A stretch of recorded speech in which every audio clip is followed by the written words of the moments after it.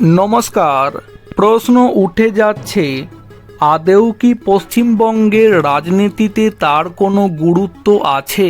সাংসদ হয়েই বা তিনি কি করেছিলেন?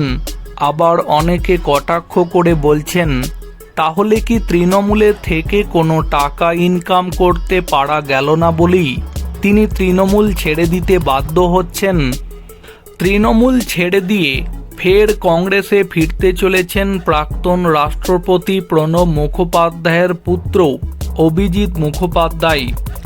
এই খবর সামনে আসতেই বঙ্গ রাজনীতির আঙিনায় শুরু হয়েছে জোর চর্চা। 2021 সালের 5ই জুলাই পার্থ চট্টোপাধ্যায়, সুদীপ বন্দ্যোপাধ্যায়দের হাত ধরে তৃণমূলে যোগদান করেছিলেন অভিজিৎ। এরপরে কেটে গিয়েছে দীর্ঘ সময়, বঙ্গ রাজনীতিতেও বদলে গিয়েছে অনেক সমীকরণ। বঙ্গ রাজনীতির আঙিনায় এক সময়ে জোটসঙ্গী জাতীয় কংগ্রেসের সাথে তৃণমূল কংগ্রেসের বর্তমান সম্পর্ক আদায় কাঁচকলাই।